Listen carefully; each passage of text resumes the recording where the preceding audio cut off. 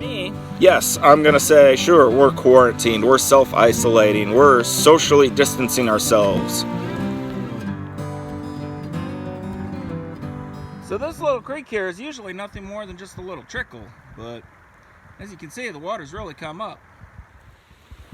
So coronavirus, COVID-19, let's talk about how everybody's freaking out about it. I've been very impressed so far with the few stores I've been to over the course of the last, let's call it 6 days. Last week, I've been to a Sam's Club, 3 different Walmarts, and a couple grocery stores, a couple of big box stores, Menards and Lowe's. So here's what I've noticed. Right now, here in central Missouri, I'm pretty impressed with the civility of everybody.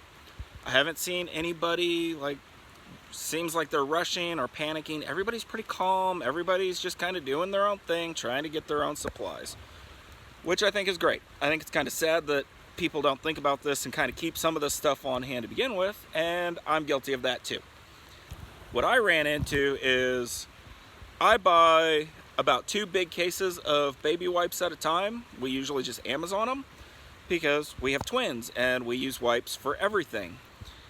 And there's no baby wipes to be found.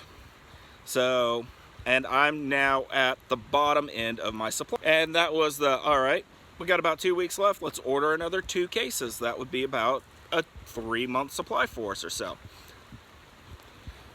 Well, you can't find them.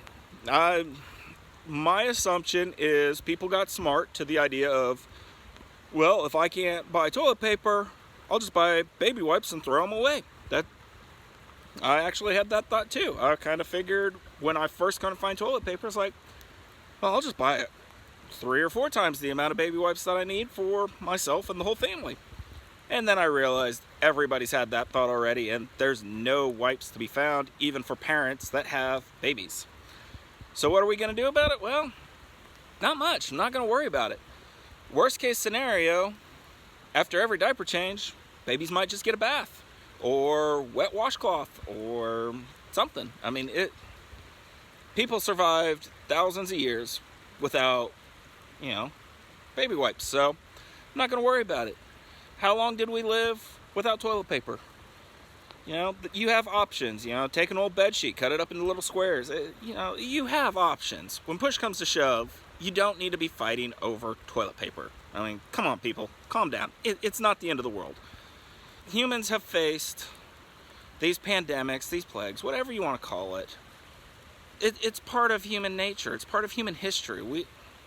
They come, they go. Ebola, Zika, you name your fear, flu, whatever. They come and they go. And it sucks. And yes, people die. And it's horrible. But it's not worth getting in fights over. It's not worth panicking over. It's not worth killing each other over. So what are we actually doing to prepare for it? I am kind of worried as supply chains break down of people becoming a little less civil and being a little less crazy. I don't want to have the girls in a shop or in the stroller in the middle of Walmart as a fight breaks out, an aisle over the last case of water or whatever. So over this last week, my wife and I have kind of been talking about, well, what do we need? What are we short on? What do we have? We've kind of been putting some thought into it, and we've slowly been kind of, buying the last of our stuff. And as of today, I think the babies and I, we're done. We're staying home. Mama Llama's going to go to work as she needs to. And that's probably about it. We're not going anywhere anymore until either we run out of milk, because that's going to be our biggest limiting factor. And push comes to shove, our babies are good eaters. So I can always push the water. We can just do bottles of water, some Pedialyte, and just up the food intake. And I'm sure our babies will be fine. I'm not too worried about the fact that if we run out of the 12 gallons of whole milk, or the 12 gallons of milk we have in our house right now, if we run out of that and I can't get more, it'll be okay.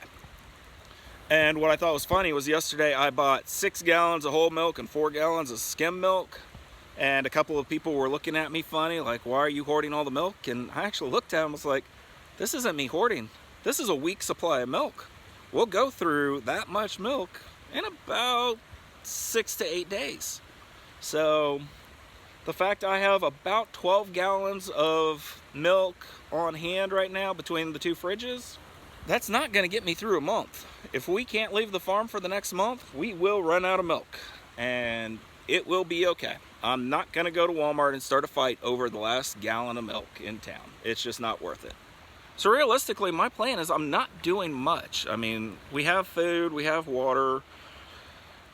Mama Lom and I were kind of joking about, well, if we can't go grocery shopping for the next 2 months, we'll be fine. We'll just be eating things that we probably don't want to be eating. And then we were joking about the fact, why do we keep things in our pantry that we don't want to eat?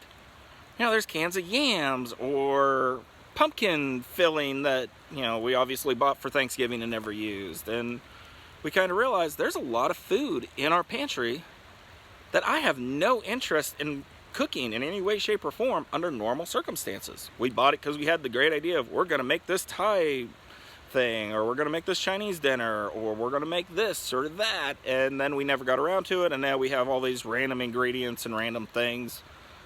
But at the end of the day, they're calories, so if we can't leave the farm, okay, we got food. It's not a big deal. And if we can't leave the farm for the next year, okay, there's cattle around us, there's horses, there's llamas, there's animals, there's deer, there's turkeys, there's ducks. I mean, push comes to shove, if our pantry is completely bare and I can't feed my family, I got a shotgun, I can go out, I can go kill something. We'll eat. I'm not too concerned about it. So, with that, what am I going to do with our time? If I'm not leaving the farm, what am I going to do? What are you going to do if you're stuck at your house with your family for the next 2 weeks, 4 weeks, and you're not going out to eat and not going to games or not doing anything because everything's closed? Well, my suggestions are simple. Do what we're doing. Play board games, do puzzles, actually spend time with your family. Think about how much time you haven't spent with your family over the last 6 months because of work and school and extracurricular activities.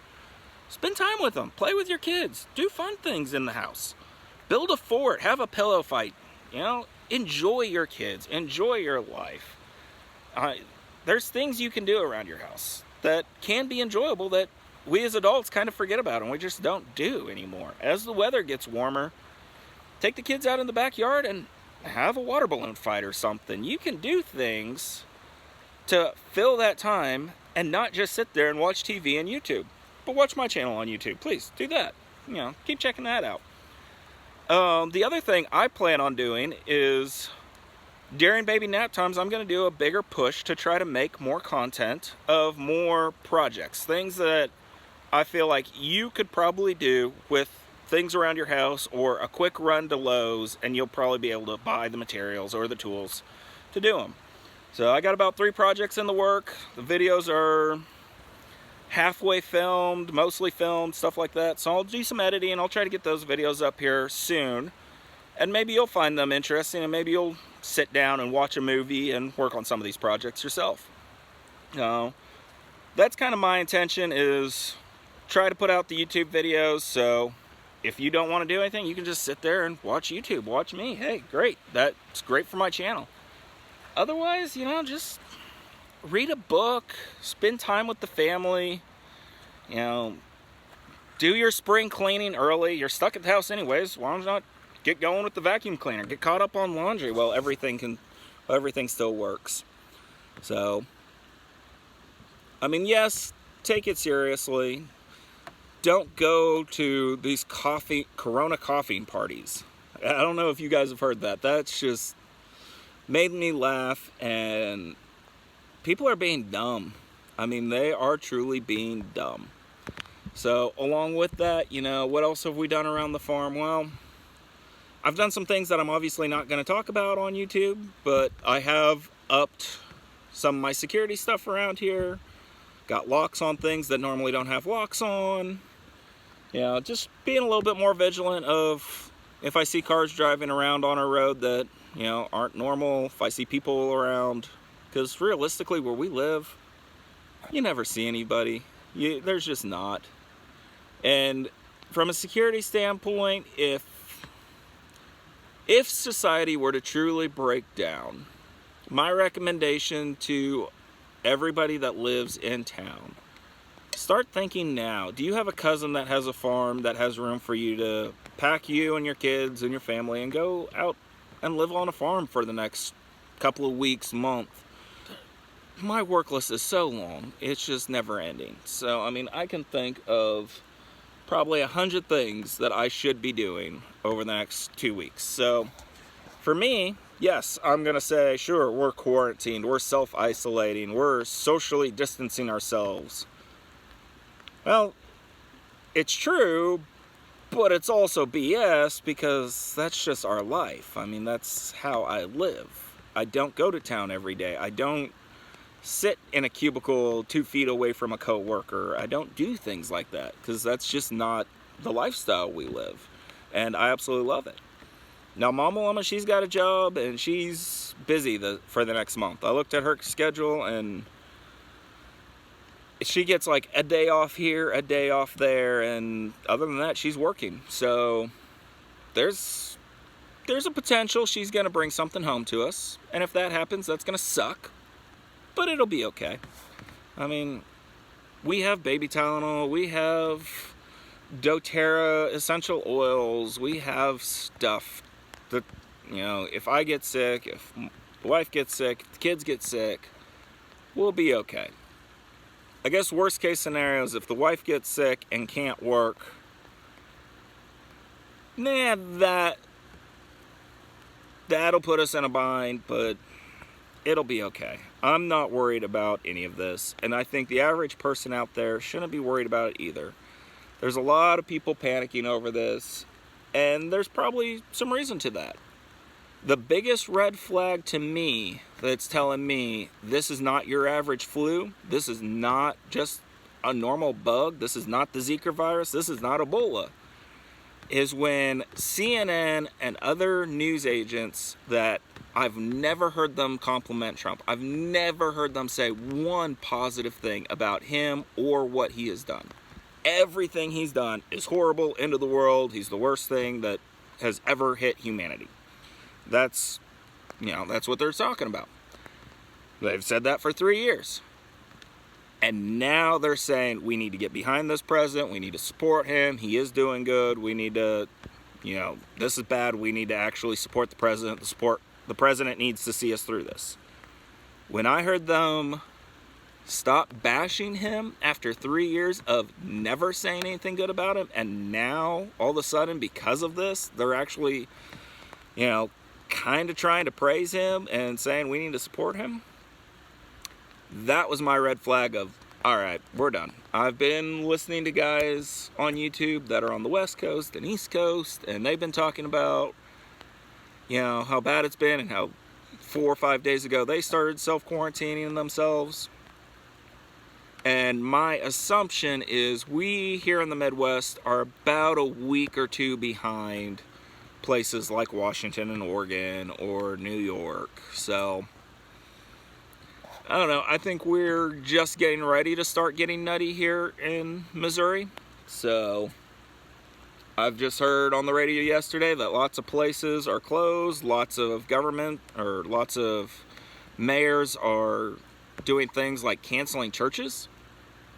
Yes, it's a good idea not to congregate at church. It's a good idea not to take your little snotty kindergartners to church and expose them to a bunch of 60 to 80-year-old people.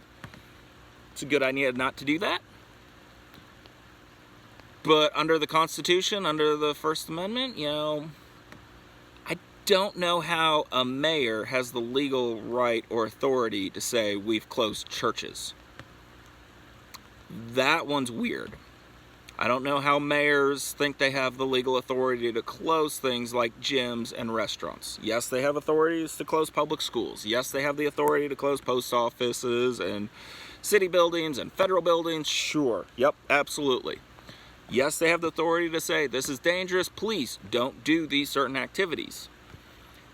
But the fact that they're actually starting to close private businesses and say, you as a private business owner, you can't be open anymore, you can't do this, you can't do that, and they're enforcing it, that tells me something in America's gone kind of a little weird. I don't know, something something way out of the ordinary is going on.